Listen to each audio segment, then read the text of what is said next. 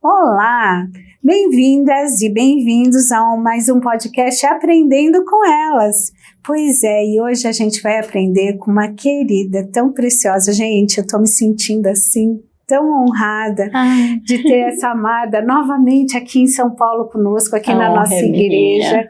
Muito obrigada por aceitar o nosso convite, gente. Teremos a honra de tê-la como nossa preletora no nosso 20º Retiro Congresso de Mulheres. Ela já foi nossa preletora por 2 vezes durante essa trajetória. E nessa data tão especial, o Senhor nos presenteou com a presença da nossa querida Genilda, novamente aqui conosco. Mas antes de eu falar um pouquinho mais dela e dela se apresentar para todos vocês, corre lá curtir, vai lá, curte, vai lá e divulga nas suas redes sociais o conteúdo desse podcast, porque vai ser uma bênção. Então, faça parte dessa bênção, abençoando outras pessoas. Então, divulga lá nas suas redes sociais, curte, compartilha, comenta e corre lá nos curtir no Instagram, no mulheres.ict e também no @podcast Aprendendo com Elas. Então, vai lá rapidinho, faz isso, não esquece, porque vai ser de bênção para a sua vida e a sua vida vai abençoar outras vidas ao fazer isso, tá ok? Minha amada, se apresente aqui para o nosso público, diga quem é Genilda, né? Vamos. Para o pessoal conhecer aqui você. Muito obrigada pela oportunidade, pelo privilégio, pela honra. É sempre uma alegria indizível poder estar com você, Pastor Paulo, a igreja, e mais uma vez rever os irmãos, membros, amigos que deixamos. E para falar da Genilda é fácil, é simples, é muito simples. A Genilda mora em Londrina, no Paraná. Sou mãe de um casal de filhos, tenho 2 netas, um genro, e sou serva de Deus, membro da Igreja Evangélica Assembleia de Deus em Londrina, no Paraná. E tenho, assim, a grata e maravilhosa satisfação de me apresentar aqui hoje como serva. Amém. É uma das maiores alegrias poder dizer que sou serva. Uma das missões mais lindas que Jesus deixou. Ele não veio para ser servido, mas veio para servir. Né? E eu tenho nessa trajetória de vida algumas experiências como serva, como profissional, funcionária pública que fui e servi numa instituição por 53 anos. Passei num concurso, ainda muito menina, né? Aos 18 anos e comecei numa carreira pública. E, pela bondade de Deus, fui crescendo dentro dessa instituição e cheguei a experienciar e dizer que fui uma das poucas que foi privilegiada e honrada com uma medalha de honra por tempo de serviço e sem nenhuma repreensão. Que coisa linda, gente. Olha só que orgulho saber que uma serva de Deus, né? Por onde ela passou, ela deixou ali o cheiro de Cristo, né? Uma marca. Gente, o tema hoje nosso é conciliação e mediação em conflitos familiares. Então, olha assim, essa introdução, olha a bagagem, né? Olha o cuidado que Deus tem, como Ele prepara uma pessoa passando por diferentes situações na sua caminhada, na sua construção de identidade profissional. E que lindo, né? Porque Deus, Ele não perde a visão, né? Não. Ele sabe do todo, a gente não sabe, a gente vai construindo e vê a nossa visão, ela é limítrofe, mas Deus, Ele tem essa visão ampla, Ele sabe o porquê Ele está nos direcionando nessa caminhada, né, Genilda? Exatamente, algumas vezes eu até me questionei se essa minha jornada profissional e a minha paixão pelo ministério, essa minha paixão pela a família da igreja, a família como um todo, a família como núcleo da sociedade. E às vezes eu me via assim, pareciam extremos, né? Muito antagônico uma coisa com outra. De um lado, uma fiscalização, uma repressão, como se diz, né? Uma tributação. Por outro lado, questões, né? Emocionais, afetivas e, digamos, espirituais, né, financeiras. Então, às vezes eu me questionava, mas depois eu fui entendendo que onde eu estava era o lugar que Deus queria que eu estivesse, ali era o meu aprendizado. A diversidade ali foi, assim, um celeiro para a minha vida, um grande celeiro. Puxa, que lindo, hein?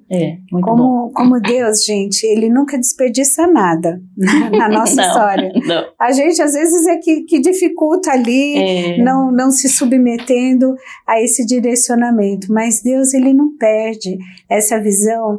E aonde Ele nos quer fazer chegar. E como é que vai ser essa trajetória, essa caminhada?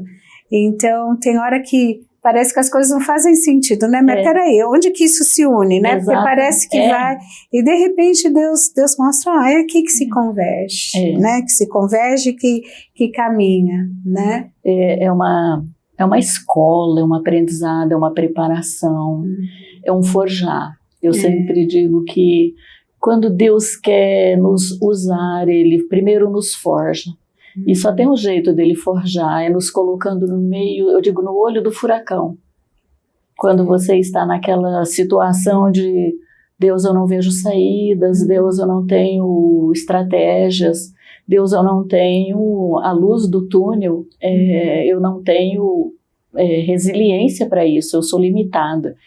E num simples, eu digo assim, olha, num simples ato, num simples gesto, Deus traz à tona, Deus te dá resiliência, sabedoria, tranquilidade, estrutura emocional, psicológica, sabedoria, né?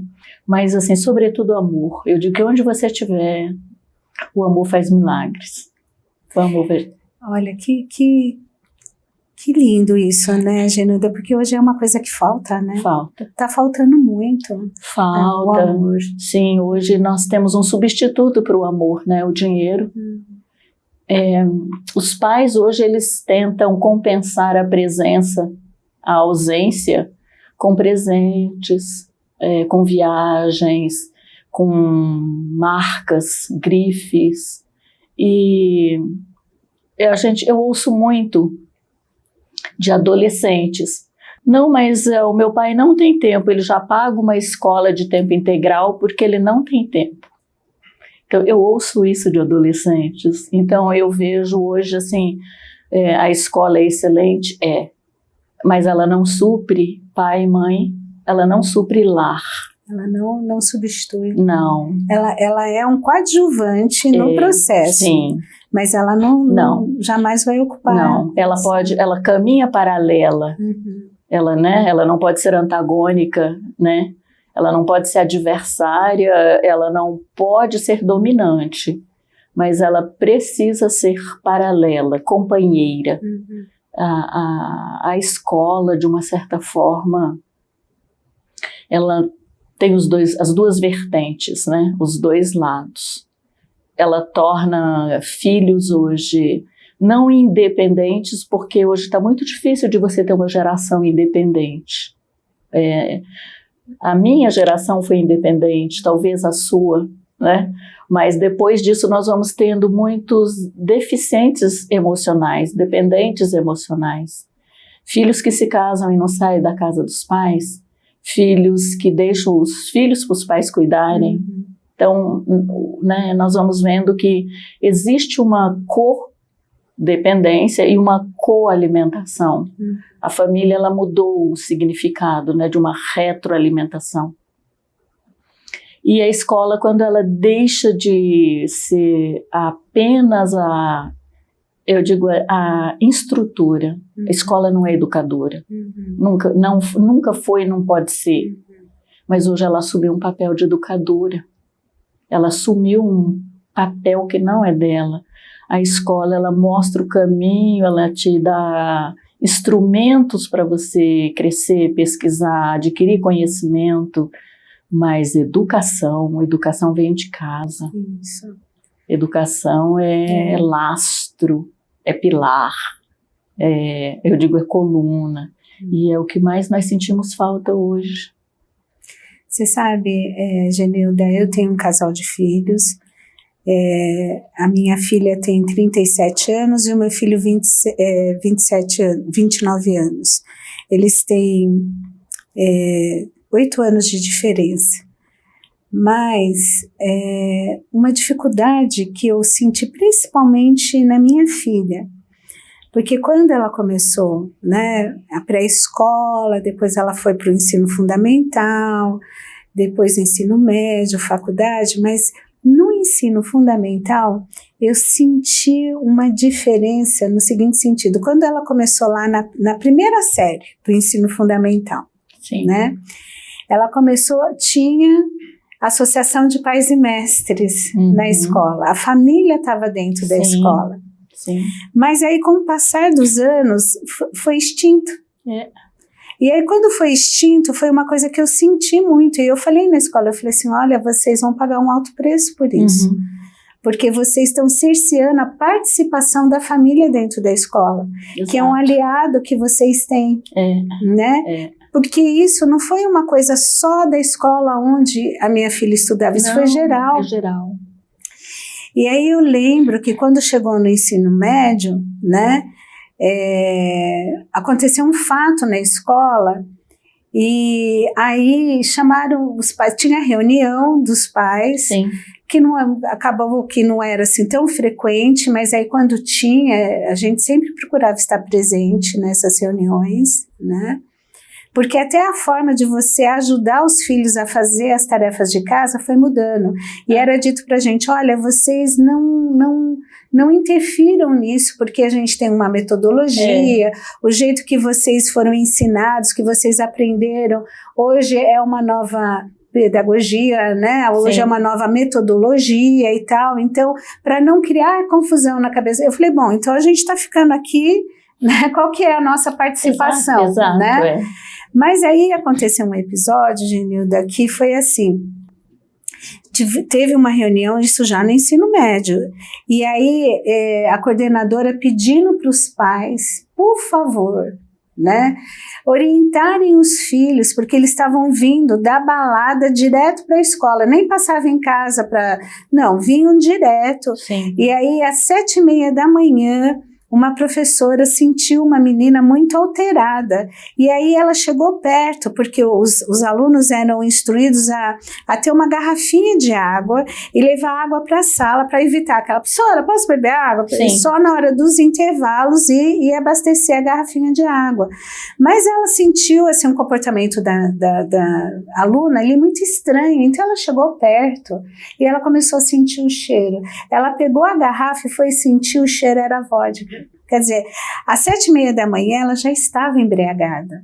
Quer dizer, ela veio embriagada, então ela assim, olha, vocês precisam. Eu falei assim, só um comentário, assim, vocês estão sentindo agora a dificuldade, vocês estão dizendo para os pais, olha, mas lembra que lá atrás vocês nos tiraram da escola? Não que justifique os filhos se comportarem dessa forma, mas lá atrás vocês cercearam o espaço que a gente teria dentro da escola para juntos nós termos essa força, né? Escola e família, família e escola, para poder ali orientar os nossos filhos. Então, assim, a gente começou a ter ali algumas questões, por exemplo, de alunos serem expulsos porque de repente descobriram que eles estavam entrando com cigarro de maconha no tênis, no solar, dentro do tênis. E aí foram pegos e foram expulsos. Aí a família entrou com mandato de segurança, obrigando a escola a receber esses alunos. Quer dizer, aí olha, né, a confusão, olha aí o mal-estar que gera, né? E aí é onde entram as questões dos conflitos, que a gente fala, os conflitos, eles são familiares, eles são gerados numa família, mas eles transbordam na sociedade, eles transbordam nos relacionamentos. Porque a família é o berço. Sim. A família é onde se geram, né? E uma das coisas assim mais, eu digo assim, extraordinárias para mim, que eu digo que tudo é um plano de Deus mesmo, né? Nós somos cristãos e eu não tenho nenhuma reserva em dizer que tudo que alcancei, onde cheguei, as escolhas que eu fiz na minha vida, que alguém olhava para mim e dizia: como você chegou nessa profissão? Como você conseguiu na sua família? Não tem ninguém dessa... Não, na minha família não tem ninguém. Só eu caminhei nessa direção. E aí eu sempre digo, olha, eu creio, assim, sou convicta, plenamente convicta, de que no propósito de Deus, quando o salmista diz: antes que eu fosse formado, gerado, tu sabias tudo de mim e tu escreveste tudo no teu livro, meus dias estão lá. Eu creio cegamente nessa palavra e eu digo, tudo sobre mim já estava, Deus escreveu antes que eu fosse gerada, né? Meus dias estavam lá e Ele foi me conduzindo. Eu era ainda muito garota e eu tinha assim uma família, tenho, né? Mas meus pais já faleceram. Mas meu pai era assim uma inspiração. Meu pai era um homem estudioso, ele gostava de ler. Meu pai aos 60 anos foi para a faculdade. Que lindo. Né? E assim, isso para mim era assim motivo de orgulho. E eu digo assim que eles, apesar de serem humildes, eu digo humildes financeiramente, economicamente, mas de uma sabedoria grandiosa, de nos ter instruído no caminho do Senhor, de ter nos dado referenciais eternos, de ter nos ensinado que princípios não se negociam. Princípios são inegociáveis, os valores vão mudar, os valores vão se alterar de acordo com a cultura, mas a minha essência, ela sempre será aquela que Deus criou para mim. Eu não vou mexer nela de acordo com a cultura, né? Porque eu tenho o dever de me colocar diante de um posicionamento que Deus me conduza. E quando Ele me conduz, não tem por onde dar errado. Vai ter conflitos? Vai. Todo ser humano vai passar. O sofrimento faz parte do ser humano, os conflitos fazem parte, os dilemas, as questões adversas, né? Numa família, nós nunca vamos encontrar 100% de consenso. Por quê? Porque o contraditório é necessário. Ele faz parte. É o falso e o verdadeiro. Mas o contraditório nem sempre é falso, né? Ele vai ter uma verdade também, que pode não ser a do consenso. E eu muito cedo, quando vim estudar, saí de casa para estudar, eu era ainda garota, adolescente, nós morávamos numa cidade muito pequena, não tinha colégios, escolas que pudesse dar, assim, digamos, um direcionamento melhor. E meu pai me trouxe para estudar em Londrina. E eu saí de casa aos 13 anos. Isso, imagina que hoje eu tenho 73, há 60 anos atrás. Então era algo inédito. Uma menina de 13 anos, eu saí para estudar. E mulher, né? Que geralmente para o menino... Sim, não, para o menino podia tudo. Podia, né? Menina já não, né? Menina não. Então, assim, eu digo que desde sempre Deus esteve num processo muito particular comigo, né? Não que eu seja a melhor ou a preferida, não, mas olhando para tudo como aconteceu, Aos 18 anos passei num concurso público, né, da Receita Federal, e fui nomeada, tive o privilégio de passar em primeiro lugar, né? Olha, que lindo.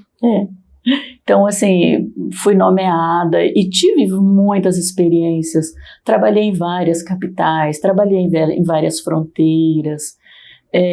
Nos meus 53 anos, eu posso dizer com toda certeza que 45 anos desses 53, 43 para ser mais específica, 43 anos desses 50 anos, eu fui chefe da instituição, né?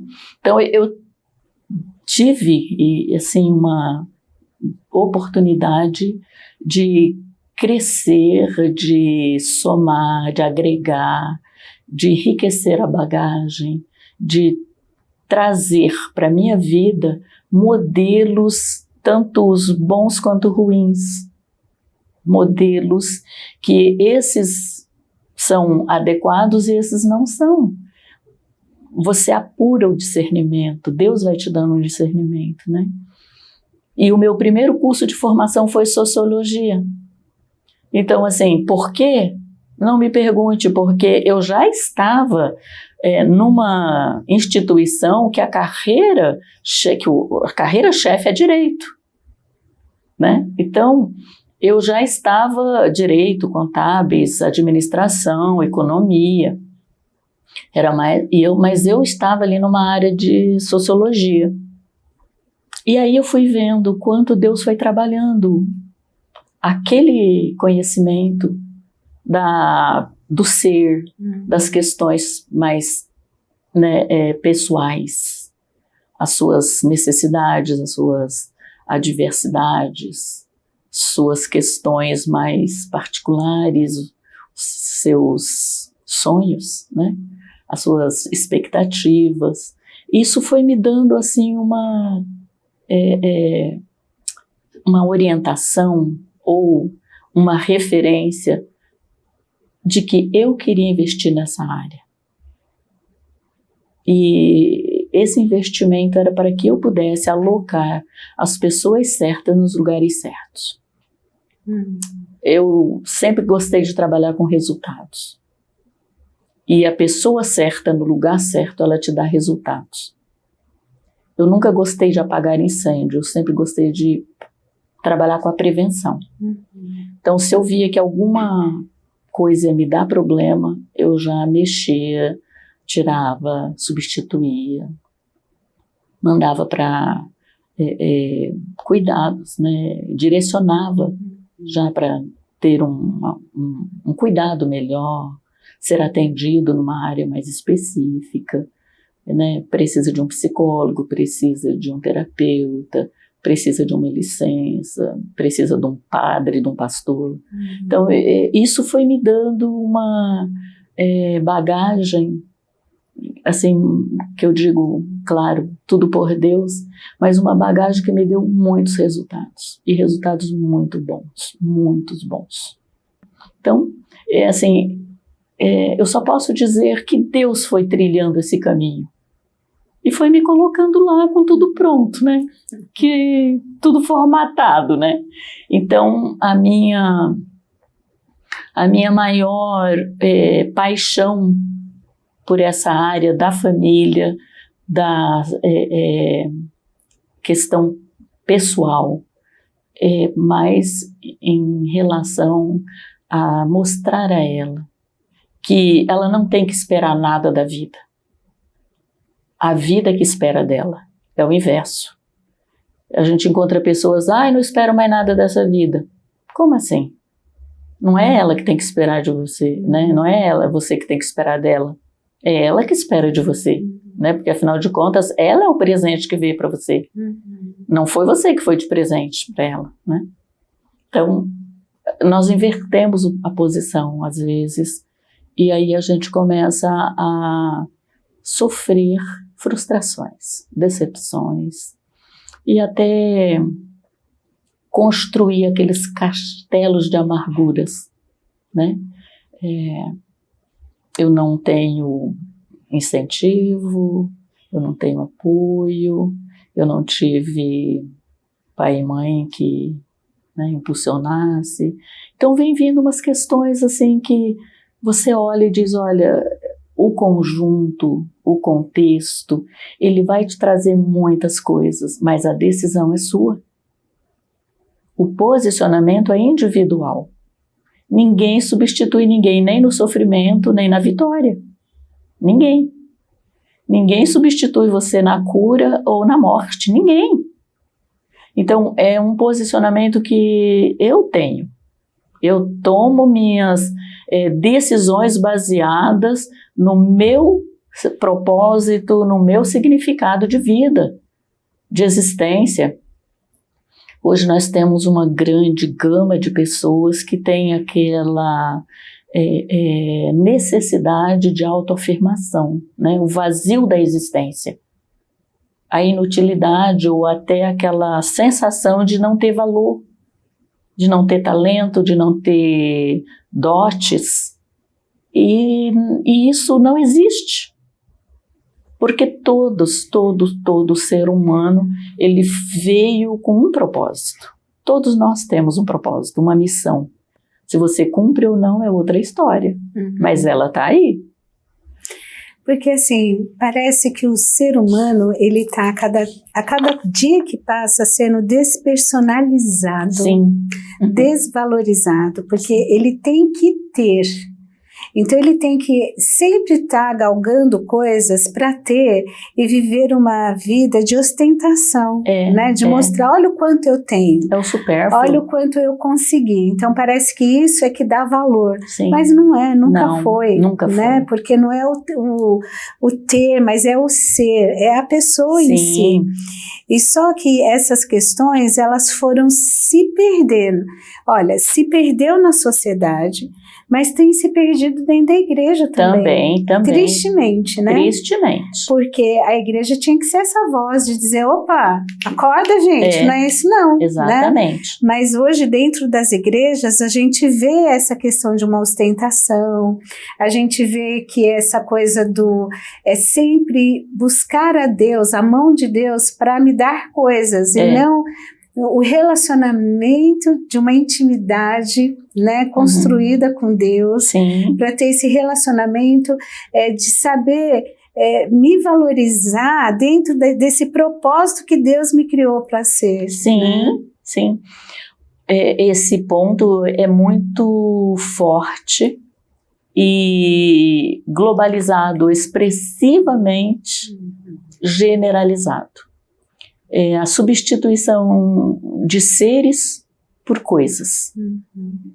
Lamentavelmente, nós somos homens e mulheres capazes de altos negócios, grandes realizações, economistas, administradores, gestores. Somos homens e mulheres que lá fora nós somos gigantes, nós nos agigantamos.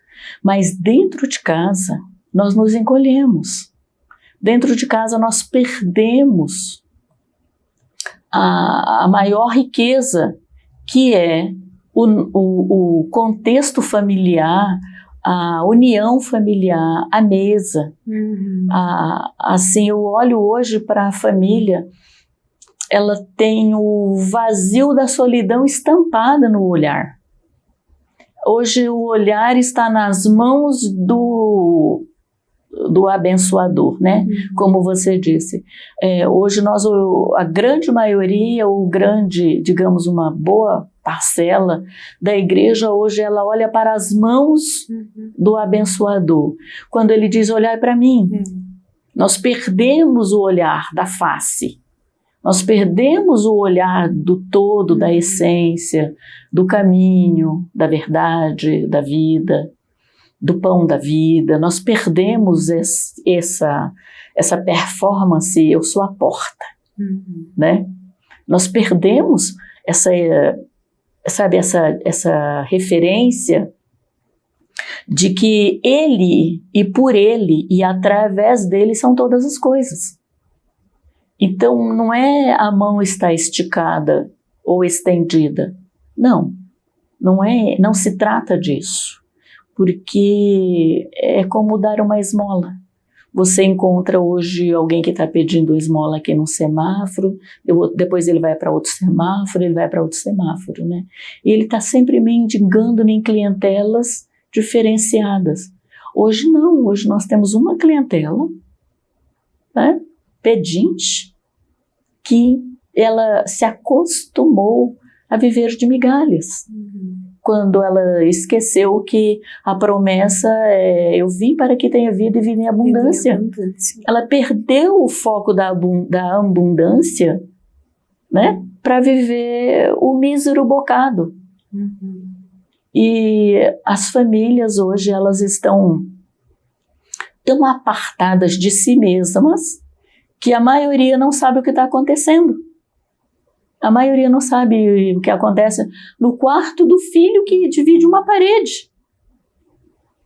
Às vezes, tá pai e mãe na sala vendo um filme, vendo uma série, vendo TV, ou cada um no seu celular, mas o adolescente está chorando lá no quarto. E eles são incapazes de ir lá chamar o filho para vir sentar com eles aqui. Porque eles não têm mais tempo para cafuné, para o colo, para perguntar dos amiguinhos, para perguntar do que você quer comer, né? Então, eu disse, olha, algumas pérolas se perderam na trajetória. A família mudou, a família patriarcal mudou, a família tradicional mudou, a família do Éden mudou. E é lamentável.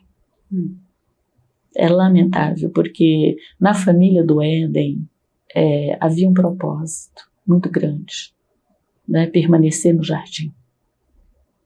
E no jardim não faltava nada. Deus preparou um jardim. Com tudo. Tudo. Lindo, perfumado, frutos, rios abundantes, pedras preciosas, né? A riqueza estava ali. A fartura, é o modelo da vida em abundância, né? E a partir do momento que isso se perdeu, perdeu-se também eu vou dizer assim, a expectativa de restaurar, de reconquistar, de resgatar. Há uma conformidade para, sabe, deixa eu ver como é que vai ficar, deixa estar para ver como é que fica, né? É tão profundo isso, muito, né? Tão muito profundo, porque assim, a essência, né?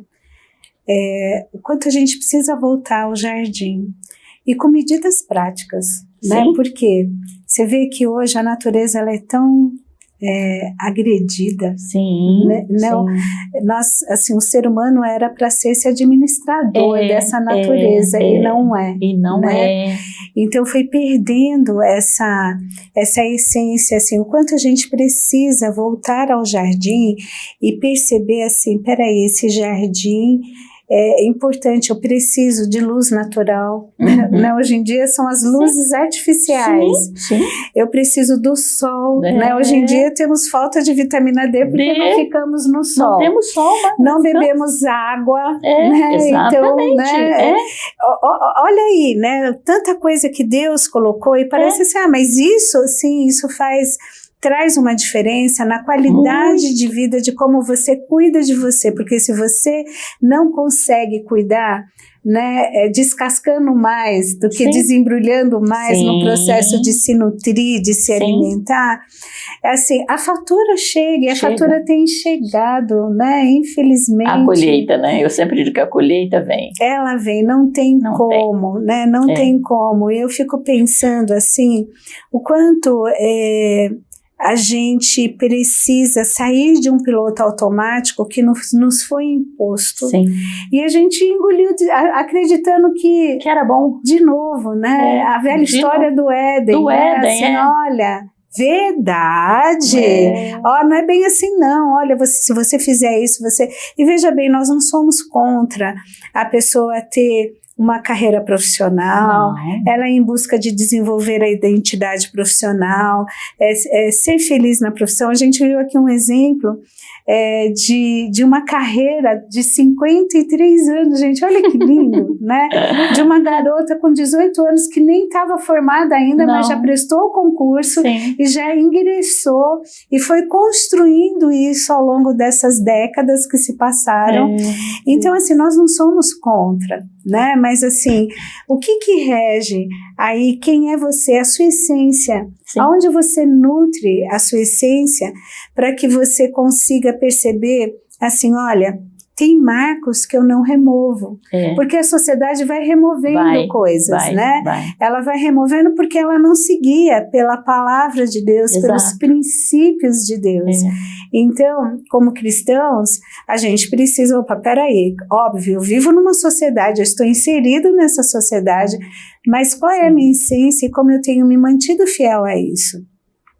Você está gostando? Você está sentindo a profundidade disso que a gente está conversando aqui? O quão assim, conscientizador? Então corre lá, curte, comenta, compartilha, divide isso com outras pessoas que estão precisando ouvir, porque muitas vezes a gente se sente angustiado, parece assim, puxa vida, cadê a minha razão de ser, meu propósito de vida? E assim, olha, se alinhe com Deus, porque nele você vai encontrar o verdadeiro propósito da sua vida, como sentir e ter esse discernimento de tomar as decisões segundo aquilo que a palavra de Deus diz, porque isso vai te trazer segurança, isso vai te trazer sentido de pertença, né, na família de Deus, o cuidado que Deus tem com cada um de vocês, com cada um de nós. Então, você está sentindo a importância disso? Então vai lá, curte, comenta, compartilha, divide isso com outras pessoas também, porque isso vai ser de bênção na sua vida e na vida de outros. É verdade. Okay? Então, olha, Genilda, como é importante isso. Às vezes eu fico assim, lamentando de ver famílias cristãs que não estão mais trazendo os filhos para um compromisso com Deus, Exato. Porque os pais não têm tempo. E não tem tempo, desculpa. Não, por favor. Você. Não tem tempo, não tem interesse. Porque o interesse faz o tempo. Isso. Né? Eu marco hora no cabeleireiro e eu vou ao cabeleireiro. Eu marco hora no médico, eu vou ao médico. Eu marco a academia, eu vou na academia. Mas e a igreja? E os eventos da igreja? Porque se eu acho que eu vir aos domingos, eu já estou fazendo muito, eu estou apenas me enganando, me iludindo. Não adianta, porque seria muita, eu vou dizer aqui uma palavra talvez, não sei como será interpretada, mas seria muito egoísmo da minha parte imaginar que o Filho de Deus veio como substituto numa cruz, porque a gente diz assim, olha, uma alma vale mais que o mundo inteiro. Não, a minha alma, a nossa alma, antes da cruz, valia exatamente 30 moedas de prata. Era a vida de um escravo. Um escravo valia 30 moedas de prata. Era escrava. Então, minha alma valia isso. Vem Jesus, o Filho de Deus, o Deus eterno, sem pecado, imaculado, perfeito. Passa um tempo como humano, sofre como humano, experiencia tudo do humano, mesmo assim, com toda aquela majestade, plenitude de Filho de Deus, o que ele faz? Ele troca uma vida eterna, que é a dele, no caso, por 30 moedas de prata, que era a minha vida.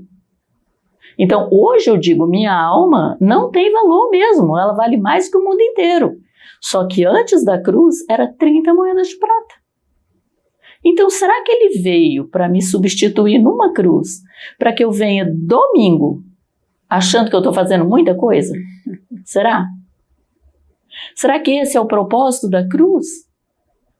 Quando ele veio me substituir e dizer que nele todas as coisas são possíveis, e dizer que aquele que está nele, tudo que você pedir ao Pai, lhe será feito.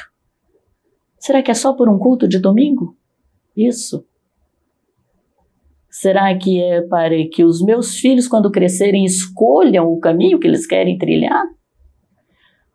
Ou a parte ensina o menino no caminho que ele deve andar, foi substituído?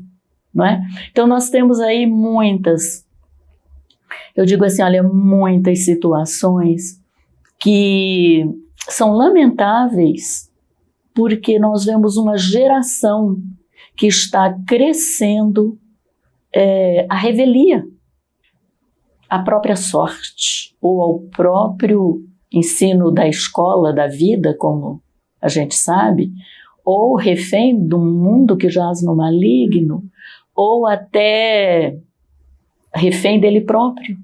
Porque assim, olha, é lamentável, e é triste, é muito forte o que eu vou dizer. Famílias que não têm limites, e o limite não é não faz, não vai, não tem, não é esse o limite, né? Os limites que nós falamos são os limites da moralidade, os princípios da justiça, da verdade e da ética. Isso são irremovíveis, né? Uma família que não tem limites, eles geram filhos selvagens, filhos que botam fogo na natureza, filhos que têm prazer em destruir o semelhante, filhos que não têm limites da vida. Porque a vida se tornou fútil, né? Ela não é valorizada e nem respeitada. E aí vem aquela questão, todo mundo vai morrer um dia.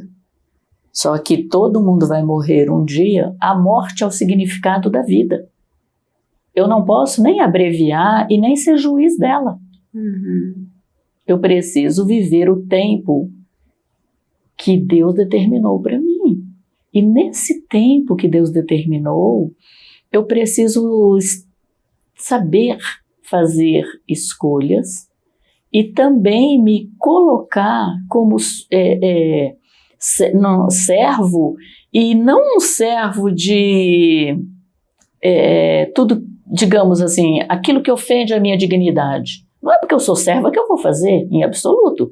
Ser servo, e servo que eu estou falando aqui, é aquele servo que sabe que Deus jamais vai ferir a sua dignidade.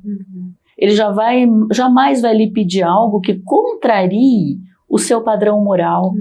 Jamais vai lhe colocar numa situação que você tenha que negar a verdade espiritual. Deus não leva ninguém para esse lado. O inimigo, sim. Só que a gente sempre vai ter a alternativa, e eu digo o escape. Você tem escapes. Sempre tem. E lamentável hoje a família da igreja não valorizar a maior, a melhor e a mais significativa instituição da terra, a igreja. Isso é lamentável. Porque com essa história assim, eu não posso impor, eu não posso... Eu fico imaginando, Genilda, assim, como é que é ser aprovado, da condição de ser aprovado para ir para o indesculpável? Meu Deus, eu acho que isso é um tormento eterno. Sim. Quando de repente você, um dia, né, pensar assim, poxa, eu estava aprovado, eu conheci a verdade, eu pratiquei essa verdade, mas em algum momento eu abri mão dessa verdade por outras mentiras que se transvestiram de verdades. Exatamente. E eu as defendi, eu levantei bandeiras nesse sentido, e aí eu saí dessa condição de aprovado para indesculpável. Sim. Gente, que... Você vê, é uma linha tão tênue é uma linha tão estreita, tão fina, que eu digo, olha, depois que você cruzar essa linha, você perdeu toda a referência da moralidade, da dignidade, do certo e do errado. Então, hoje tem gente, assim, uma boa parcela da humanidade, ela caminha nessa linha tênue, né? É assim, o precipício está aqui, mas ele está andando aqui, e de vez em quando ele resvala e dá uma equilibrada, mas ele está andando aqui exatamente no risco. O ser humano, ele é atraído pelos riscos, pelo desafio, pelo indecifrável, pelo desconhecido, a aventura. E isso acontece na família, de uma forma, e assim, é óbvio que quando a gente fala de um indivíduo, nós estamos falando de um indivíduo que convive num núcleo familiar, ou já conviveu, mas querendo ou não, ele está inserido na sociedade. Ou querendo ou não, ele faz parte de algum segmento. Ou ele trabalha. A gente deduz que ele trabalha. Deduz que ele vá ao mercado, deduz que nos finais de semana ele faça alguma coisa de esporte ou de pescaria, né? Deduz que esse ser humano ele não seja um ermitão. Então, esse ser humano que hoje nós falamos dele como alguém que se desprendeu de um vínculo maior, de um laço mais forte, que é o padrão da família estruturada, o padrão de uma... A família não é perfeita, e Deus nem espera isso de nós, porque somos seres imperfeitos. Mas tem uma frase do pastor Lisânias Moura que eu acho fantástica. Ele diz assim, olha, a graça é tão maravilhosa que ela transforma uma família despedaçada numa família de paz e amor. Então, quando ele traz essa graça como o instrumento de cura, um instrumento de regeneração, instrumento de restauração, instrumento de comunhão, ele está dizendo, olha, não tem jeito da família fugir do eixo, que é Deus. Quando ela escapa desse eixo, ela está caminhando à deriva, ela está caminhando pelas suas próprias pernas, ela está caminhando pelo seu próprio conselho. E hoje nós encontramos assim, famílias que você olha e diz, eles têm tudo para ser feliz, mas eles estão se degladiando, eles estão se alfinetando, eles estão se ferindo, eles estão se magoando. E quando você começa a avaliar a situação, que é no caso quando você está trabalhando com uma família, no caso de uma mediação ou no caso de uma conciliação, a mediação ela é um pouco mais jurídica, apesar de que é muito difícil você fazer uma conciliação sem invadir a mediação. E é difícil fazer uma mediação sem invadir ali, né? Os princípios são praticamente os mesmos, né? Os princípios e o lastro são quase os mesmos. Então, quando você entra numa família que ela chegou no limite de que ela não vai dar conta de resolver aquela situação entre eles, e eles trazem um terceiro, no caso um mediador, ou um conciliador, ou uma arbitragem, ou, né, quando eles percebem que eles vão se destruir e não vão chegar a lugar nenhum, e eles trazem um terceiro para essa mediação e essa conciliação, e você estabelece regras. Eu, pelo menos, quando vou trabalhar com a família, seja ela cristã ou não, eu já digo, olha, meus princípios são baseados na palavra de Deus, eu sou cristã, vocês vão aceitar que eu participe como mediador, como conciliadora. Eu trabalho muito pouco de mediadora, até porque para você trabalhar com a mediação, você precisa ter ser credenciado no Conselho Nacional de Justiça, porque daí você atende o fórum, né? Então já é um pouco... E como eu não atuo na área, eu não fiz. Na verdade, eu fiz a especialização até para poder atender, porque eu trabalho com atendimento, com aconselhamento familiar, no Instituto da Família, da Faculdade de Teologia e na igreja. Então, no meu tempo, que eu digo que é um tempo, não é vago, é o tempo que eu dou a Deus, né? Eu não dou o tempo vago para Deus, né? Porque Ele não precisa disso. Dá o resto, né? Ele não precisa disso, né? Mas é o meu tempo que eu já tenho, ele é agendado. Então, nesse processo, quando você estabelece os critérios para uma conciliação, um aconselhamento, uma negociação, você já começa vendo que a maior dificuldade deles é o diálogo respeitoso. Porque eles já se degladiaram tanto, eles já se alfinetaram tanto, que eles já começam pelas ofensas. Eles já começam com, sabe, o vocabulário mais agressivo, ou aquele vocabulário mais pesado, que você precisa nessa hora estabelecer limites e regras. Proibido. Proibido falar alto, proibido apartar o outro enquanto ele está falando, proibido opinar na fala do outro, proibido fazer brincadeiras de mau gosto. Então você estabelece critérios, porque senão não vai fluir mesmo ali. Quando você chega mais ou menos no meio, eles mesmos já estão vendo o quanto eles brigaram sem motivo. E, assim, um dos maiores conflitos hoje entre as famílias é dinheiro, sexo, relacionamento. E dentro desse relacionamento, pais idosos, os irmãos, quem cuida dos pais idosos, quem fica, quem paga a casa de repouso, se eles vão para a casa de repouso. E aí vem outras, né, situações de conflitos, trabalho, financeiro, quem gasta, quem não gasta, quem gasta exageradamente, quem é o pródigo, né? E aí vem aquela outra questão eu digo assim, olha, do defensor do réu. Tá? Então nós sempre vamos ter alguém que vai defender aquele que mais pecou, né? O pródigo, por exemplo, ele vai ter um defensor.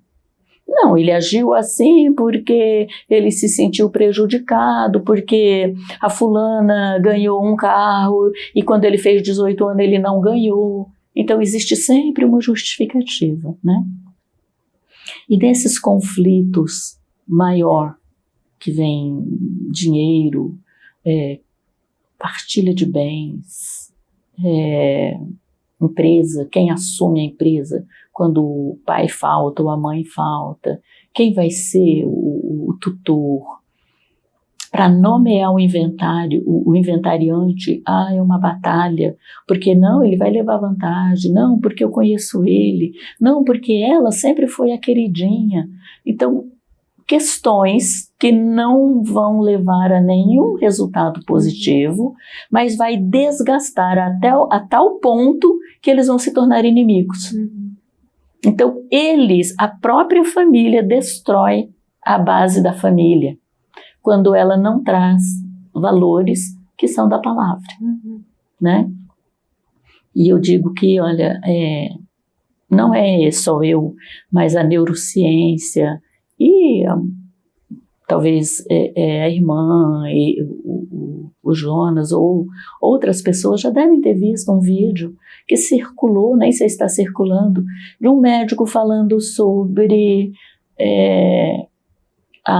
assim, o destaque e as vantagens e até a riqueza das pessoas que oram, né?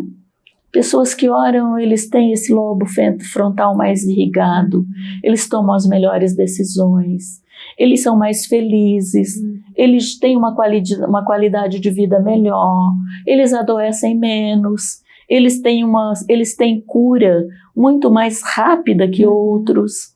Ou seja, há uma resposta em relação à oração, que não é só o fato de eu não estou falando com ninguém, não, né? Existe um princípio muito lindo nisso, que quando Deus nos fez a sua imagem e a sua semelhança, fez para um relacionamento. Sim, sim. Olha, é assim, Deus, ele já fez a decisão lá atrás, viu, gente? Antes até de criar o mundo, né? Antes de chamar à existência tudo que há, antes de fazer o ser humano, ele já tinha feito uma decisão que ele queria intimidade nesse relacionamento, né? Sim. Porque a Trindade, ela coexiste nisso, nesse relacionamento, e assim, Deus, ele quer intimidade conosco, mas o ser humano é que se distancia, não é Deus que diz, chega, não quer, não. Deus, ele quer. E como é lindo isso, e poder fazer a construção disso. Claro que é um desafio, se você não tem uma vida de oração, uma vida devocional, é difícil colocar isso em prática, mas é possível, porque assim, uma das coisas lindas, e eu acho que a gente viu isso, a briga da ciência com a fé, né? Exatamente. Há décadas atrás tinha essa briga, né? Não se mistura, isso daqui é ciência, isso é fé. E hoje, né, tem aí uma parcela da ciência que diz, não, a fé precisa, isso dá conexão, isso tem os benefícios disso para o ser humano, não só emocionalmente, mas fisicamente, em tudo que compõe esse ser. Mas, assim, como é difícil, né, Genilda? Os lares, eles desfizeram o altar. Desfizeram. Né? Eles desconstruíram o altar para construir o ringue. Sim, exatamente. Né? Porque o ringue é o lugar da disputa. Sim. Né? É o lugar do que vamos ver quem vence. Exato. Porque são os inimigos. Quando você entra no ringue, você entra para ganhar. Para ganhar. Para derrubar o outro. Né? Então o outro é o teu oponente. Sim. Né? Não é o teu par. Não. Não é a tua dupla ali, né? Não é não existe uma cumplicidade. Não, né? Não. E essa cumplicidade, ela se perdeu entre pais, que é o pior. Porque, assim, filhos, parece que não. Mas os filhos, eles estão na plateia olhando os pais que estão no palco. Sim. Né? E os pais, eles são avaliados. E nessa avaliação, eles tomam decisões. Se eu quero fazer o que ele faz, se eu quero ser o que ele é, se eu quero ser igual, ali ele toma decisões. E é por isso que hoje nós encontramos uma família, eu digo assim, fragmentada, né? Ela está tão fatiada, que antigamente nós tínhamos um carro e a família toda ia para a igreja num carro. Hoje cada um vai com o seu, porque eu não tenho paciência de esperar você conversar, cumprimentar, se relacionar, né? Então, a gente começa essa individualidade dentro da própria casa. Uma das coisas que eu digo que Deus não fez por brincadeira, Deus não brinca. E Deus jamais vai tratar a sua imagem, a sua criação e de imagem e semelhança com desdém. Jamais. Uma das coisas mais fantásticas que quando Deus chama Moisés para dar o modelo do tabernáculo e ele dá um modelo da mesa, né, o lugar que ela tinha que ficar, e sobre a mesa ter um pão da proposição, gente, não é porque Deus estava querendo que ali tivesse só uma mesa. né? Ali, o pão, ele estava dizendo a Israel, eu sou o provedor. Nunca vai faltar pão na tua mesa. Nunca vai faltar provisão na tua mesa. Nunca vai faltar a minha presença, porque o pão está proporcionando a presença dele. É a presença de Deus. Na sua mesa nunca vai faltar a minha presença. Na sua mesa nunca vai faltar a comunhão. O que foi feito da mesa? Muitos lares não têm mesa, hoje tem uma bancada. Muitos lares, eu estava vendo uma pesquisa que não é assombrosa, é uma pesquisa, mas ela diz muito. A Inglaterra, o número de mesas de escritório cresceram 46% da época da pandemia até em 2 anos, tá? De 2020 a 2023. Ela cresceu 46%. A mesa da refeição perdeu 33% de compras. A produção, ou seja, o que está acontecendo? Nós estamos virando homens e mulheres de escritório, mas nós não estamos mais sendo pais e mães e filhos da mesa. Então, a hora que falta provisão, por quê? Falta presença, por quê? Falta comunhão, por quê? Porque hoje nós somos excelentes profissionais, péssimos pais e mães.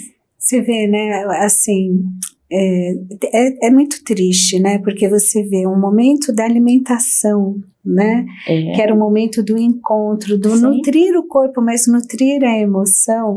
A alma, hoje, né? as famílias ou comem, cada um no horário, em frente à TV ou em frente ao computador, não posso perder tempo. Né? Não entendem que isso não é perder tempo, mas é investir. Investir na saúde, no relacionamento, na qualidade de vida, na saúde emocional, não é só na saúde física, na saúde emocional, na saúde espiritual, porque ninguém pode negar que ele é espiritual. Todo ser humano é espiritual. Ele precisa ter alguma coisa para se apegar além dele. Uns se agarram na natureza, em pedras, no sol, na lua, nos rios, e vão criando, né? E vão criando. Mas por quê? Porque não há substituto para Deus. Não há. Não há substituto para a presença.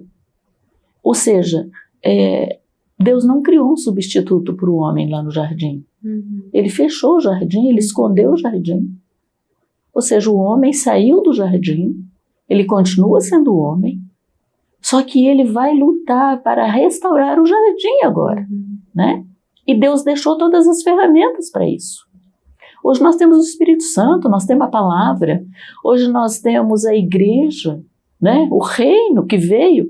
A oração do Pai Nosso é maravilhosa, venha, né? O teu reino, ou seja, o reino veio, Jesus veio.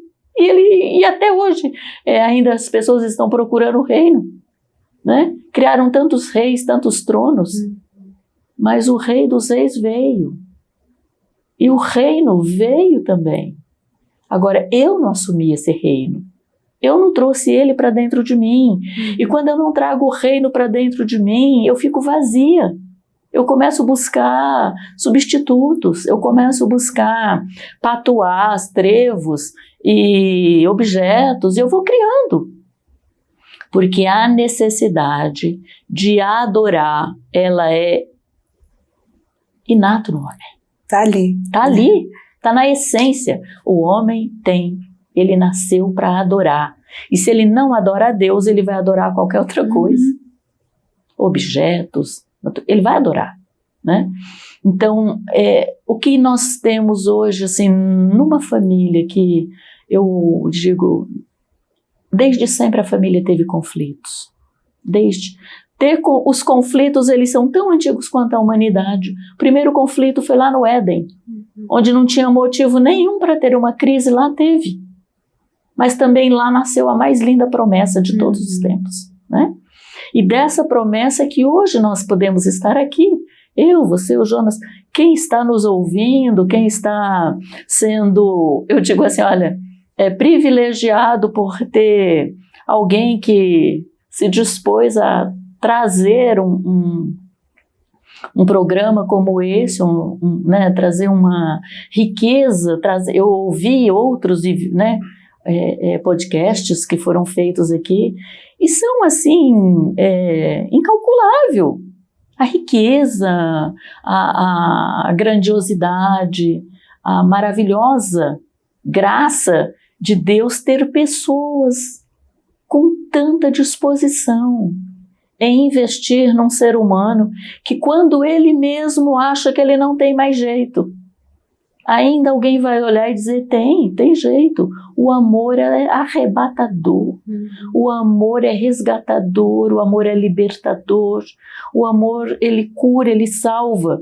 E eu digo sempre, olha, onde tem amor, a esperança flui. Essa é a receita mais básica de Deus. Gente, tá faltando amor, né? Tá faltando amor na sociedade, no mundo, na vida. Se você sente que tá faltando amor na sua vida, eu vou te desafiar. Dobra o teu joelho aí aonde você está agora, sabe? E dobrar o joelho, Deus pode te ouvir sentado, pode ouvir deitado, de pé, pode. Mas se você puder, ajoelha, porque isso significa se render, né? E renda-se de coração, né? Se você tem aí alguma impossibilidade física de se ajoelhar, o teu joelho não o teu coração não tem essa impossibilidade. Se renda a Deus. Deus, eu preciso de amor. Na minha vida faltou amor na minha família de origem, faltou amor nos relacionamentos que eu vivenciei, faltou amor, não sei como amar, não sei... Deus, Ele tem um amor genuíno por você. Você é uma pessoa preciosa para Deus. E Deus, não existe história que Deus não possa reescrever, reestruturar. Não existe, gente. Nada. Não existe. Eu não tenho esse poder. Mas Deus tem. Né? Deus tem esse poder. E Ele te alcança. Deus sabe exatamente por onde você passou, o que te aconteceu. Olha, não tem nenhum detalhe da tua vida que ficou oculto aos olhos de Deus. Deus conhece. E Ele sabe como te restaurar, como curar feridas que foram feitas, né? Porque eu sei que é muito difícil a gente passar por rejeição, sentir isso na vida da gente, é algo que dói, que machuca. A falta de amor deixa suas marcas, mas quando a gente encontra um amor verdadeiro, não um amor interesseiro, né? Mas um amor verdadeiro, gente, isso é algo precioso por demais e Deus te ama. Então, se essa tem sido a sua condição, renda-se a Deus. Agora, se você, de repente, olha, eu já experimentei desse amor, mas eu me distanciei, faz o caminho de volta. Fala assim, Espírito Santo, eu preciso que você me ajude a fazer esse caminho de volta, porque eu preciso voltar a este amor, eu preciso vivenciar novamente este amor. Se questões foram acontecendo na sua vida, e vou te falar uma outra coisa, nada justifica a gente se distanciar de Deus, por mais que a gente possa até se decepcionar com pessoas que se diziam ser de Deus, porque o ser humano é falho, é fraco, não estou aqui para cobrir o sol com a peneira, não é isso, mas assim, tem hora que a gente precisa tirar o olhar da horizontal, porque na horizontal a gente não vai encontrar perfeição, amor genuíno, mas quando a gente olha para a vertical, ali a gente encontra, né, o olhar para Deus, né, o Senhor, olha, eu preciso de Ti, eu olhei muito na horizontal, me decepcionei, me distanciei do Senhor, porque não tem nada que justifique a interrupção no relacionamento com Deus por causa de outro ser humano. Eu sei que infelizmente tem pessoas que nos frustram, nos ferem, é terrível isso, né? Mas quando a gente olha para Deus, a gente fica firme na rocha, os ventos vêm, né? Os ventos vêm, a tempestade vem, mas quando a gente está firme na rocha, que é Cristo, a gente consegue aguentar a tempestade, porque não existe tempestade que não tenha prazo de validade. Então pense nisso na sua vida, como é que você pode resgatar isso, porque não adianta, gente, você olhar e falar assim, olha, aqui em casa o problema é minha esposa, o problema é meu filho, não, começa com você, assuma o seu problema, eu me distanciei de Deus, eu preciso me resgatar, me aproximar de Deus. Eu não posso continuar vivendo essa vida longe de Deus. Começa com você assumindo, porque é muito fácil. No ringue, a gente sempre vai culpar o outro, porque o outro é o nosso oponente, né? A outra que é o problema, o outro que é... E aí, assim, no ringue, um tem que sair vencedor, e o vencedor tem que ser eu. Então, eu preciso derrotar o outro. Mas quando Deus instituiu família, ele colocou o altar e não o ringue. Né? Então desfaça o ringue, reconstrua o altar, repare o altar na sua casa, mas comece fazendo isso por você, né? Comece a reparar esse altar, a se reconciliar com Deus, porque se você não tomar esse passo, não adianta você justificar o outro pelos erros do outro, se você não resgatar isso, né? Esse altar diante de Deus, o seu altar com Ele, para você ter forças para restaurar o altar dentro da tua casa, vai ser muito difícil, muito, né? Muito.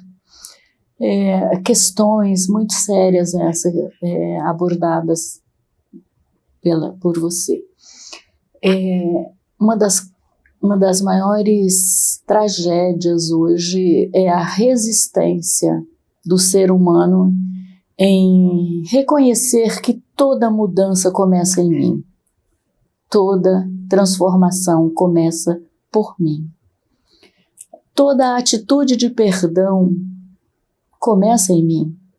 Ah, mas eu não fiz, não foi ele que me ofendeu, foi ele que me traiu, foi ele que me enganou, não, olha, não importa ele, não é ele.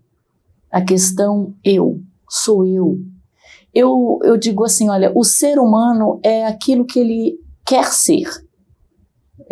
Existe a influência do meio, mas a gente tem tantos exemplos na Bíblia que são não inspiradores, eles são motivadores, eles são quase que, eu digo assim, olha, dominadores. Se você começar olhando a trajetória do povo de Deus, dos registros bíblicos, nós vamos encontrar famílias. Se você hoje for falar da família de Jacó, José, por exemplo, ele tinha motivos para ser frustrado, revoltado, amargo, justiceiro, claro, tinha todos os motivos. Quem ele se tornou? Se tornou o maior e melhor governador que o Egito já teve. Até hoje, José está lá como um marco. 13 anos de prisão, sem cometer o crime. Não é? Então, a sede por justiça em nós, ela é muito aguda, muito intensa. Quando eu olho para mim, será que eu sou tão justa quanto eu quero que sejam comigo? Não é? Então, a mudança, todas as referências bíblicas que nós temos, a família de Davi, a família de Judá. E aí nós vamos vendo, e tem fatores ali extraordinários de famílias que foram totalmente, todas essas famílias que eu estou citando, se tornaram referenciais da graça, referenciais de modelo, de padrão, de exemplo. Ou seja, humanos cometeram erros, pecaram, transgrediram, foram humilhados e humilharam, foram traídos e traíram, mas nenhum em nenhum momento, Deus trouxe isso como uma penalidade para eles. Não. Mas a hora que eles reconheceram que o recomeço está no altar, Deus disse, olha, não me interessa o passado. A partir de agora é uma nova proposta. É um novo propósito, é uma nova jornada, sem passado. Passado serviu de exemplo, passado serviu de modelo para não cometer, né, os mesmos erros. Mas eu tenho na Bíblia, na palavra de Deus, forte referencial de que todas as coisas são possíveis de serem transformadas, mudadas, renovadas, regeneradas. Basta eu me colocar numa posição, eu não posso, mas Deus pode. Eu não sei, mas Deus sabe. Eu não tenho, mas Deus tem. Então, nesse processo de conflitos e mal-estar, desavenças, inimizades e até rompimentos, né? Que nós temos famílias que se rompem por conta de partilha de herança, por guarda de filhos. Uma das coisas que me entristece muito, o luto. O luto é um dos conflitos muito difíceis de serem vivenciados. E uma boa parcela dos casais acabam se separando por não saberem lidar com a perda de um filho. Muito difícil. Muito difícil. A recuperação, a vivência, a aceitação acaba sempre trazendo um prejuízo muito grande para uma das partes, ou para ambas, ou para um todo, né? Quando o luto não é vivenciado como algo que faz parte da história da vida, né? Ai, mas era tão jovem. Ai, foi um acidente triste. Ah, sim, mas olha só, o mesmo homem que construiu as câmeras de gás, a bomba atômica, que faz a guerra, que criou os tanques de guerra, que criou os mísseis, esse mesmo homem, esse mesmo ser humano, também criou o raio-x, o ultrassom, como é que a gente, assim, o avião, né? E tantas outras, trouxe a tecnologia. Quantos benefícios esse homem também criou?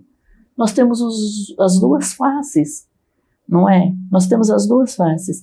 Agora, por que o homem que criou o míssil, o tanque de guerra, eu não posso olhar para ele como um ser humano que tem recuperação? Posso. Porque desde que haja vida ali, há uma chance. Tem uma oportunidade. E essa oportunidade se chama Deus. Essa oportunidade se chama palavra, se chama Espírito Santo, né? Então nós precisamos voltar a crer que Deus faz aquilo que nós não fazemos, que Deus conhece o futuro, que Deus é perfeito, que nós somos imperfeitos. Uma das passagens que me atrai muito na Bíblia, e eu trago ela como referência sempre, a pecadora. É um encontro de uma pecadora com um homem perfeito. E nós temos isso mais de uma vez na Bíblia. Nós temos a mulher do poço, de Jacó, a samaritana, mas nós temos a Maria Madalena. Nós temos Raabe. Nós temos, assim... A mulher adúltera, né, que foi pega e levada até Cristo, né? Pois é, nós temos a mulher adúltera. Então, quantas nós temos ali, o próprio Judá. Olha a família de Judá. Nós temos o Davi. Então, quantas mazelas, se você olhar como ser humano normal, é imperdoável. Eu já me deparei com pessoas, isso eu não perdoo. Olha, eu perdoo qualquer coisa, mas isso eu não perdoo. Tá bom. E o que você acha de Deus também não lhe perdoar? Porque é uma referência forte essa na Bíblia, né? Se você não perdoa o seu semelhante, Deus também não vai lhe perdoar. É uma condicional, né? Então, quando você olha para essa condicional, aí a pessoa respira fundo Mas eu não fiz isso. Não importa. Não se trata do ato. Se trata da decisão. Né? Porque nós não tratamos do ato, nós tratamos da decisão. É horrível? Tá feito. E você vai fazer o que agora? Você vai amargar o resto da sua vida por conta disso? Ou você vai estancar isso e seguir em frente, como vitoriosa, como vitorioso? É uma decisão minha, pessoal. Até porque o perdão não é um sentimento. Às vezes as pessoas confundem. Mas eu não sinto, não é um sentimento, mas é uma decisão. É uma decisão. Consciente. Consciente. O amor é uma decisão. Sim, porque o amor ele tem a ver com compromisso. Exatamente. E as pessoas confundem muito com aquele sentimento de paixão, né? Exato. Então mas é um compromisso. É muito mais profundo. E nós vivemos uma década, ou talvez mais, do amor livre, né? Olha, se ele é livre, ele não é amor. O amor jamais é livre. O amor tem compromisso.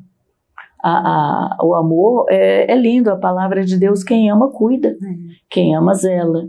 E aí Deus diz que ele tem ciúmes de nós, e lógico que não é aqueles ciúmes doentio da insegurança, do egoísmo, do olhar para mim e achar que eu mereço tudo, né? Então é algo assim, é um amor, é um ciúmes que Deus diz, tipo, eu não negocio, eu não divido. Zelo, né? É um cuidado. Você é meu, eu não estou aqui para negociar você. Então nessa parcela de relacionamento com Deus, ele é um Deus geracional, né? Um Deus familiar, um Deus festivo. Eu acho tão lindo quando ele diz, olha, eu sou o Deus de Abraão, de Isaac e de Jacó. Mas quando ele chega para Isaac, ele diz, eu sou o Deus do teu pai. Isso é maravilhoso. Eu fico imaginando um filho ouvir isso, eu sou o Deus do teu pai. Então, essa declaração, para mim, ela é suficiente. Entende? É assim, Deus é suficiente, a graça é suficiente, a misericórdia, tudo que vem de Deus é suficiente. Mas as insuficiências são minhas. E elas só serão preenchidas quando eu reconhecer que fora do altar não existe essa plenitude. Né? A plenitude, ela vem da minha vida no altar. Meu Deus. Gente, não tem coisa mais linda quando a gente vê uma história e você diz assim, olha, tudo para dar errado. Tudo para ser, né, assim, exato, difícil, complicado, para dar tudo errado. Tava ali todos os ingredientes para que aquela história, aquela vida não desse nada. Não desse nada. Mas a coisa mais linda é quando você olha e você diz assim, ó, Deus pegou. A lógica de Deus é diferente, né? Totalmente. E aí Deus mudou a história, Deus reescreveu a história. Até recentemente eu estava conversando com uma pessoa e vendo assim, né, o relato, e aí eu falei, olha, você tinha aí muito componente para dar errado na tua vida, né? Sim. Mas a coisa mais linda é que não deu nada errado. Nada. Tá dando tudo certo. Porque Deus sempre esteve presente na tua história. Né? Vale contar uma experiência aqui? Sim, por favor. Eu tenho um amigo que ele passou por uma situação muito difícil, assim, conjugal. Eram jovens, se casaram muito cedo e acabaram se separando. E a vida seguiu para lá e a vida seguiu para cá. E nesse contexto dessas separação, dessas novos relacionamentos e novas, como é que se diz, novas perspectivas, propósitos, a vida começou a dar errado. E nada fluía. E um belo dia esse amigo, ele chega para mim e diz assim, olha, eu não sei mais o que fazer, nada dá certo, eu cheguei no meu limite, eu tô, assim, propenso a desisti. Não tenho mais forças, e assim, não quero mais. Eu disse, mas por que você não quer mais?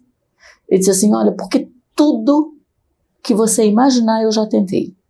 O que você disser faz, eu já fiz. O que você disser para mim, olha, vai em busca, eu já fui. Então, esgotou. E eu cheguei à conclusão que Deus não quer nada comigo. Olhei para ele e falei, é mesmo? Você é a primeira pessoa na face da terra que eu encontro que diz que Deus não quer nada com você. Por que será que você não morreu ainda? Se Deus não quer nada contigo? Sim. Qual é o propósito de você estar vivo? Ele parou assim, para sofrer. Eu falei, ótimo, porque o sofrimento também dá significado, né? Daí eu até citei para ele, eu disse, olha, se você quer encontrar um significado no sofrimento, leia o livro Em Busca de Significado, de Viktor, né? Franklin, né? Ele traz um significado bem real ali para o sofrimento, né? Ele disse assim, cada palavra, né? Em vez de você... Eu falei, em busca de sentido, né? Da vida. Em busca de sentido. Bom. É muito bom. E aí, nós conversando, eu falei, olha, o que aconteceu com a sua ex-mulher? Ela tá por aí, tá trabalhando. Tá casada? Não. Pois é, ela tá solteira. Você tá solteiro, por que vocês não se recasam? Já que a vida não deu certo aqui nem lá. Já que não se encontram, quem sabe? E aí ele disse, impossível, porque não sei o quê, tanto tempo, 14 anos de separação. Possível para você, para Deus? Não, a gente pode orar se essa sua, né? Porque ele assim, mesmo negando, sabia que ele era apaixonado por ela, né? Eu não tinha muito contato com ela, mas só o fato dela não ter tido ninguém também, alguma coisa tinha ali, né? E aí começamos a trabalhar nesse sentido, né, de orar e de buscar em Deus uma restauração. Eles foram se aproximando, e um belo dia ele chega para mim e diz assim, vou dizer aqui porque ele não vai se ofender. Ele disse assim para mim, chefe, encontrei a fulana, conversamos e resolvemos orar. E agora, no nosso coração, a gente resolveu que nós vamos recasar. É mesmo? E a gente gostaria que você fizesse a nossa cerimônia de casamento. E lá vou eu. E fiz a cerimônia e hoje eles estão muito, muito bem. E prosperaram abundantemente. Abundantemente. Então, assim, ainda que pareça tudo perdido, ainda que pareça que se esgotaram todas as possibilidades, ainda eu gosto de olhar para aquele texto de Jó, ao cheiro das águas, tudo vai brotar, né? Então não tem casos perdidos para o Senhor, né? Não tem. Tanta coisa, né, gente? Olha, dá vontade de ficar aqui horas e horas e horas conversando, né? Porque tá assim tão importante, né? Tanta coisa. Comece com pequenas mudanças. Chega em casa, dá descanso para o celular. Exato. Né? Chega em casa, olha, o que eu tinha que ver, tudo bem, eu entendo, você tem direito a ter um tempo de lazer, de descanso, tal, mas se você não põe medida nisso, isso está roubando o encontro de olhares, né? Os casais não se olham mais nos olhos. Não se, né? olha, não se tocam. E se tocam exatamente em alguns minutos, né? E assim, talvez nem com qualidade, talvez até por necessidade, né? Talvez até por carência, mas não por prazer. Né? Quando o mundo virtual atrai mais a sua atenção e o seu tempo do que o seu cônjuge, perigo. Perigo. Sinal vermelho. Então reverta isso, né? Comece a procurar o romantismo. Eu não tenho ideia. Peça a Deus criatividade. Né? Peça a Deus criatividade, invista em boas leituras, né? Maravilhoso. Invista para ter um relacionamento de qualidade, gente, né? Invista para ser bons pais, Porque às vezes, a gente não sai da maternidade com manual. Né? Então, assim, leia bons livros, invista para ter relacionamentos de qualidade, frequente os grupos que existem, os ministérios dentro da igreja para casais, educação de filhos. Se não tem, um ótimo pretexto para começar a ter. Fala assim, gente, vamos nos unir aqui, vamos comprar livros sobre família, cada família compra um, para não... a gente não tem como comprar, vamos fazer aqui um rodízio, né? Clube do livro. Um clube do livro, vamos comprar livros para os nossos adolescentes, né? Vamos presenteá-los, vamos presenteá-los, vamos ter qualidade de tempo. Não, olha, a gente vai sentar à mesa. Nós não conseguimos fazer isso durante a semana, de final de semana, nós vamos ter um horário que todo mundo vai se organizar, para aquele horário estarmos juntos e vai ser, não vai ser para ter DR, né? Não vai ser para ter BO, não, vai ser um momento prazeroso, vamos descobrir, então comece com medidas práticas, né? Assim, olha, não tem jeito, tem jeito sim. Então, restaure o teu relacionamento com Deus, se arrependa, né?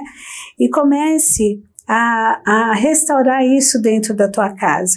Óbvio que a hora que você instituir isso, vai haver né? Mas... eles vão estranhar um pouco, né? Mas lembre que você é o cabeça, né?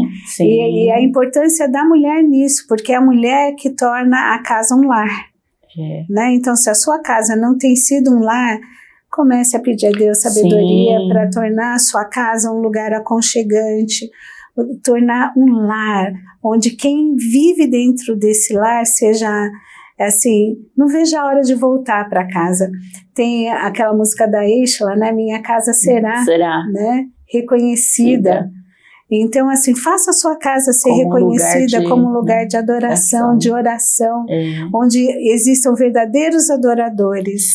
Então, é necessário, sim, a gente fazer isso. Que conselhos práticos você poderia deixar hoje aqui para quem está nos assistindo sobre essa questão do resgate da família? De minimizar os conflitos, de estabelecer regras, como você colocou aqui, né?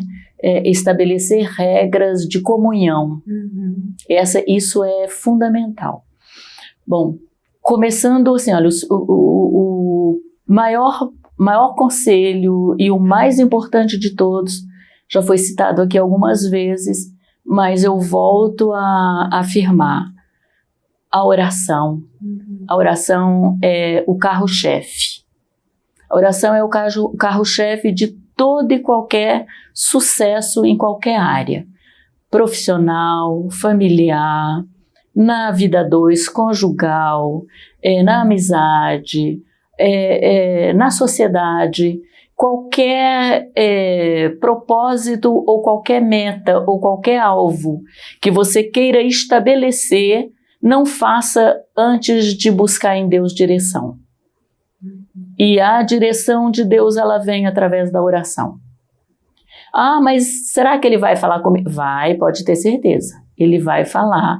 E se você não tiver ouvidos tão sensíveis à voz de Deus, ele vai levantar profetas e eles vão falar exatamente aquilo que você propôs no seu coração em perseguir, né? Esse é o carro-chefe. Estabeleça um diálogo, né?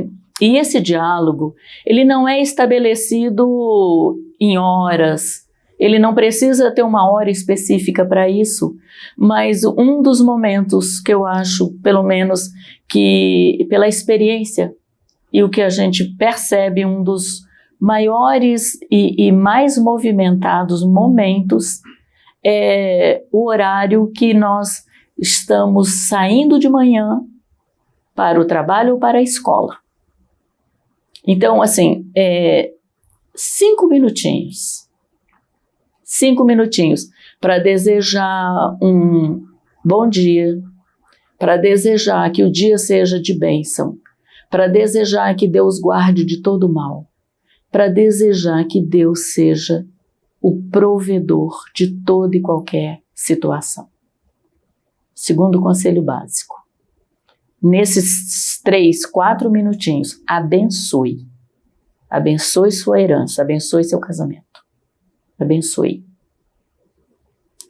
Terceiro conselho que é imprescindível, restaure a mesa.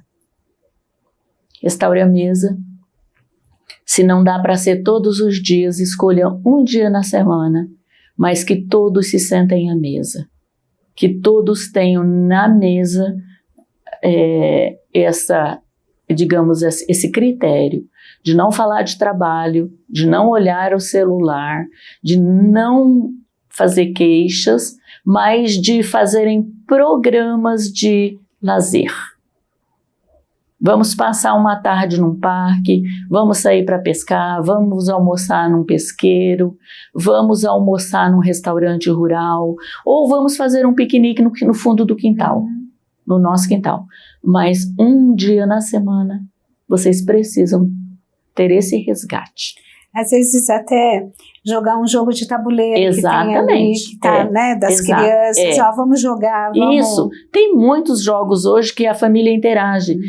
Banco imobiliário, tem muitos hoje, né? Hoje tem uma riqueza, né, maravilhosa de opções.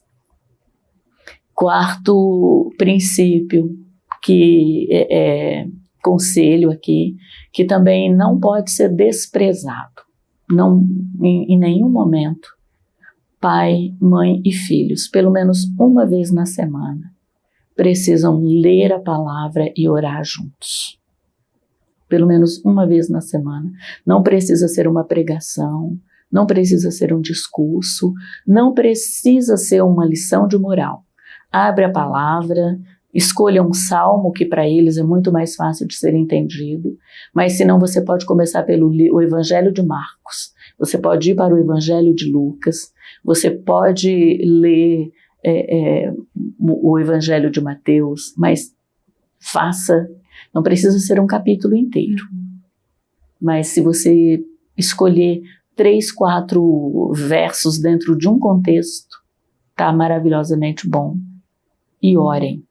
Não precisa ser uma vigília, uma oração de 3, 4 minutos. Mas façam isso. E, por último, estabeleçam limites. Limites de respeito. Não grite porque aqui em casa ninguém é surdo. Ninguém aqui precisa falar alto. Ninguém aqui precisa atirar coisas. E ninguém aqui precisa botar a chave na porta do quarto. A casa é nossa e nós vamos ter liberdade para transitar, liberdade para nos relacionar e nos interagir com todos os cômodos da casa. Aquelas plaquinhas de quarto de filho, por exemplo, não entre sem bater, não vale. Pai e mãe pode entrar onde quiser, no horário que quiser, e no tempo que quiser. Esses são conselhos básicos, simples. Básicos. E o limite do respeito nunca é ultrapassado pelo desrespeito. Nunca. Eu posso estar, às vezes, nervoso, bravo, frustrado com alguma coisa que aconteceu. Ter um mau dia. Né? Tem dia que eu posso sinalizar, hoje eu não estou legal, depois eu até converso com você sobre isso, mas nesse momento não dá, ainda estou processando o que aconteceu, né? Mas não chegue vomitando, né? Em cima de todo mundo e procurando um culpado por uma coisa que te frustrou lá, exatamente, né? Então não é por aí, então tenha esse respeito. Aprendam a pedir perdão. Isso. Aprendam a se desculpar, porque cria-se seres humanos hoje tão arrogantes que são semideuses, eles não erram, eles não pedem perdão, eles não pedem desculpas. Não sabe, não tem nem esse vocabulário, não faz parte a palavra. Não faz, não. Foi mal. Deu ruim, foi mal, né? E outros vocabulários que não são admissíveis em casa. Filho chamar pai de cara, veio o cara, não. Isso é inaceitável. Inaceitável. Filha ou filho, ou o próprio marido, por exemplo, pai e mãe não podem, alterarem a voz um com o outro, principalmente na presença de filhos, né? Isso é horrível, desgastante e maléfico. Eles precisam entender que existem limites para o desgosto, para a raiva, para a frustração, para a decepção, para qualquer sentimento que não condiga com você ou com o que você esperava. Existem limites para a reação. A emoção você não controla. A emoção, ela brota. A indignação, eu vejo alguém cometendo uma injustiça, a minha indignação pula. Só que eu não vou pular no pescoço da pessoa. Então, ou seja, a indignação eu não controlo, né? Mas o meu ato eu controlo. Então, as emoções não são programadas, elas são involuntárias, mas a minha reação eu controlo. Então, como é que se chama? O estabelecimento dos limites para reagir faz parte da formação de um caráter controlado, um temperamento administrado. Então, isso é em casa, não é nem na escola. E se ele não tiver isso em casa, ele não vai se dar bem no trabalho, ele não vai se dar bem no casamento, ele não vai se dar bem em lugar nenhum. Porque ele não aprendeu limites de respeito.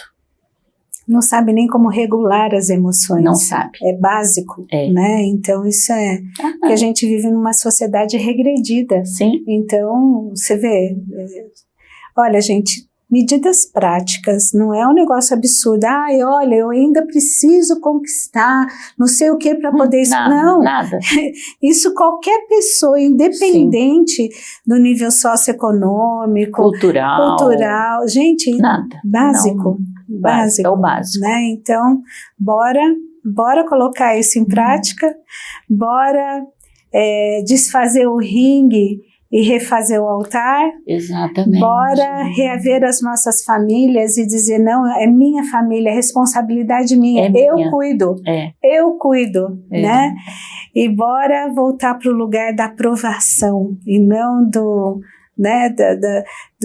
distanciamento de Deus, do inculpáveis, né? Mas bora voltar aí para esse lugar de aceitação. É necessário, nessa contextualização, é necessário observar que a palavra de Deus, ela diz que o Deus de paz, né? É o Deus de paz, ou seja, é um Deus que opera paz. É um Deus que gera paz, é um Deus que flui na paz, é um Deus que estabelece paz, é um Deus que, eu digo assim, ele cria um ambiente de paz e te coloca lá. Ele diz que esse Deus de paz, ele vos santifica em tudo. E quando ele diz ele vos santifica, não é você tornar um santo ilibado, um Deus de pau, um intocável, não. É você trilhar um caminho onde você vá alcançando a sua meta de filho de Deus, a sua meta de cristão, a sua meta de pai e de mãe. Você vai trilhando essas etapas, porque ele diz que naquele dia do encontro, ele vai requerer de nós corpo, alma e espírito irrepreensíveis. Corpo, alma e espírito. Ou seja, não adianta eu ser espiritual. Gritar, mas em casa eu sou um bicho, um monstro, um ser que todos temem. Não adianta eu ser, como diz, o da paz, né? Eu tô de bem, eu tô de boa, né? Chega mais. Não. Isso não é controle emocional, isso é preguiça emocional. né? Isso é conformidade emocional.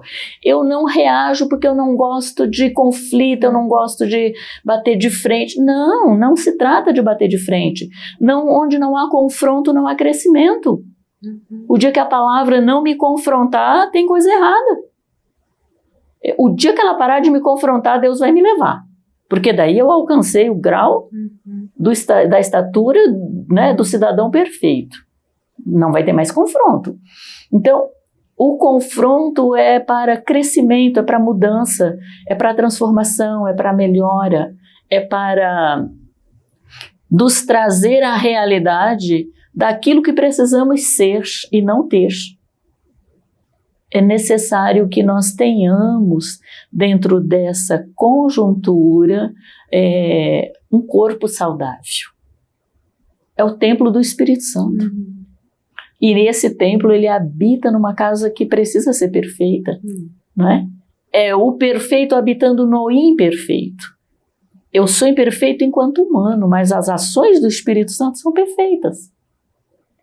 E eu preciso estar alinhada, corpo, alma e espírito, para que eu seja um ser humano dentro de um propósito maior, que é o propósito da imagem e da semelhança. Com certeza. Né? Que coisa linda, né, gente? Ai, dá vontade de... Mas a gente está já aqui nos finalmente deste episódio, né, do Aprendendo com Elas, aprendendo bastante com essa querida aqui, né? Então, corre lá, curte, compartilha, comenta, divide essa bênção com outras pessoas, porque isso, com certeza, vai ser de muita utilidade. Amém. Alguém está precisando ouvir isso. Deus. Então, seja esse canal de bênção. Querida, muito obrigada. Deus abençoe. A grata aqui sou eu. Eu sou muito assim, agradecida a Deus. Eu tenho sido presenteada e hoje, com certeza, esse episódio foi um presente para mim. Ter você aqui conosco é uma honra. E compartilha aqui as suas redes sociais. É uma mulher de Deus, viu, gente? Muito usada por Deus, tanto aqui no Brasil como fora do Brasil. Então, se você quiser compartilhar aí o teu Instagram, enfim, colocar... Olha, eu não tenho muitas, né, opções de redes sociais, até porque pela profissão a gente tinha algumas limitações, né? A exposição, né? E tudo isso faz parte até da segurança, né, do servidor. Mas agora eu já estou aposentada, estou mais a serviço do reino agora, mas eu tenho como rede social o Instagram, e você pode me procurar lá, miss.gsouza. Essa é a única rede social que você pode me procurar e você vai me encontrar lá. Esteja orando por ela, para que Deus continue usando a vida dela para ajudar famílias, ajudar pessoas, né? Através das ministrações por onde Deus a levar, né? Que a gente possa Glória ter esse compromisso de estar orando por isso você, é maravilhoso. De ser intercessores na sua vida. Esse é um presente incalculável. As orações, eu digo assim, as orações são a alavanca que nos impulsionam, mas também é o pilar, é a pilastra que nos mantém em pé. Às vezes nós não temos assim tanta, eu vou dizer algo aqui assim particular meu.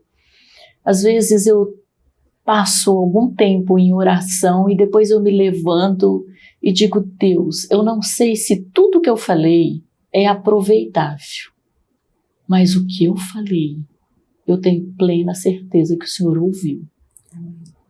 E eu espero que o Senhor transforme isso em benefício para aqueles a quem o Senhor chamou. Mas eu quero continuar sendo instrumento.